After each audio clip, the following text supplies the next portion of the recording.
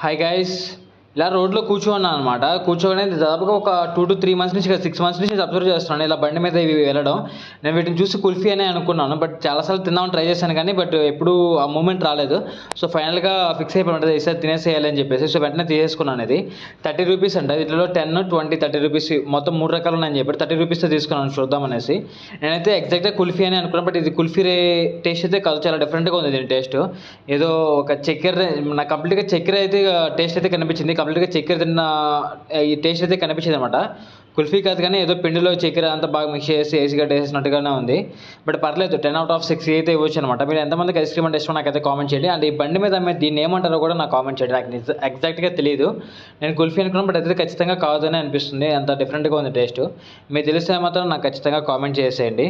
And ఫైనల్గా మన కుల్ఫీ అయితే చాలా స్ట్రగుల్ చేసిన తర్వాత వచ్చేసింది అనమాట. వాడు నొక్కి నొక్కి నొక్కి నొక్కి ఫైనల్గా తీశాడు. అండ్ సబ్స్క్రైబ్ చేసుకోండి.